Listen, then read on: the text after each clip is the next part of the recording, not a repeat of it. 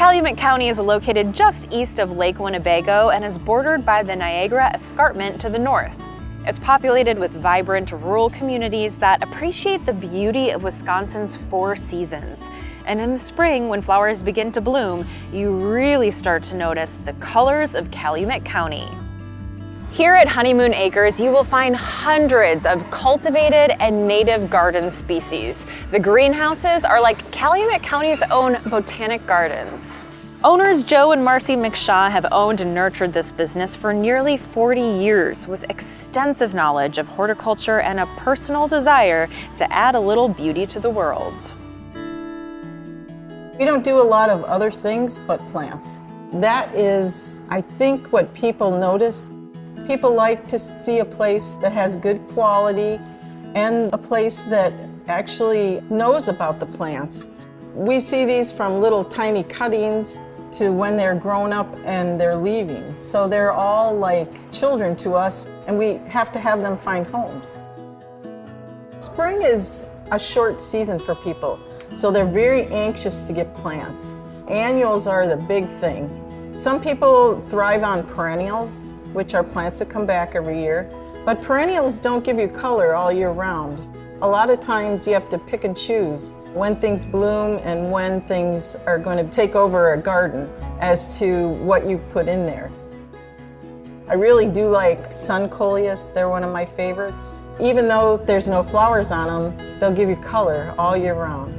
They could be anywhere from red to bright lime green and anything in between. People always ask me for information, and I say, some of it's personal choice. You know, you have to know what you like. Let yourself just do whatever. If you make a mistake, you got next year to worry about it. It's very fulfilling for people. They call it their happy place when they go out in their yards and gardens, because that's what they like to do. When they get home from working and they want to just relax, a lot of people go out and fulfill their hearts with plants.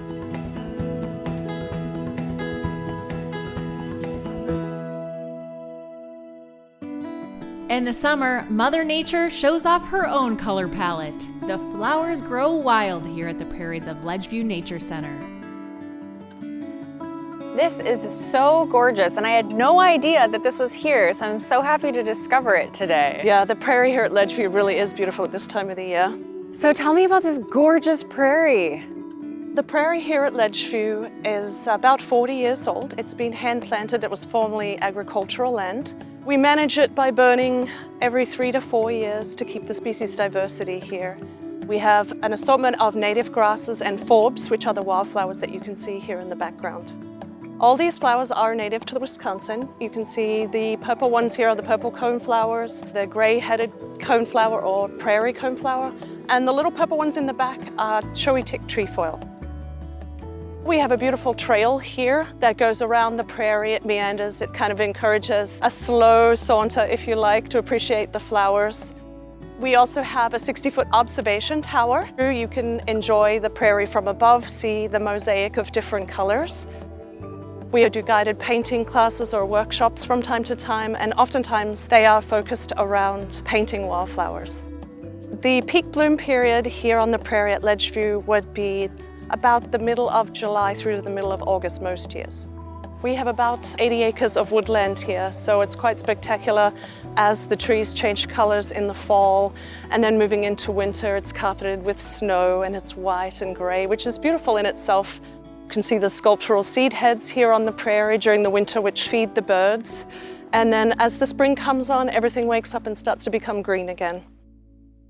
Calumet County has some unique artwork that colors its landscape. Have you heard of barn quilts? They've become quite popular throughout farming communities in Wisconsin, and each quilt has its own story.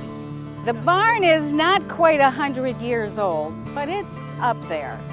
When we bought it, the northwest corner of the barn was just gone. All the stones had deteriorated, and we thought, well, if we're going to have animals, we better have a closed barn.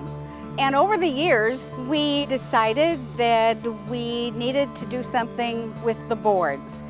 We re-nailed the whole barn, and that still was a problem. The other option was spending the money to put tin on the barn. As we were ending the last side of the barn, the local newspaper had a story about quilts. What is a barn quilt? Why do you have it? What colors can you use? And I said to my husband, you know, we need a barn quilt. I found the tulip in one of my quilt books. That's my favorite flower, so that's gonna be it. But then I didn't stop there. I did have a quilt pattern for a baby crib, and it was a lamb. Well, of course we're gonna have to have a lamb quilt. I showed that to the girls and they just loved it, and so we ended up with 2 quilts being made. Mary and Dan Clausen probably did most of the quilts in Calumet County. The lady was a math teacher. What better than someone who is an expert in geometry? She was so particular. It had to be perfect. This couple went ahead and painted the quilt for me and brought it on out. At the same time, the carpenters are putting on the last sheets of tin, and I'm saying, oh, would you mind hanging a couple of quilts? And they said, well, we've never put a quilt on the barn before. And I said, let's go for it. So they did. They put up the quilts, and I love them. I just love them. They have their own personality. Our neighbor to the south has the 4 and 20 blackbirds. And it's really hard to select one that you really, really like.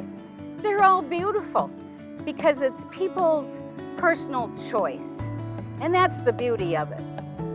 It's so nice just to be able to drive around and see these different quilts. They're different patterns, they're different colors. It has made Calumet County stand out just in one more way.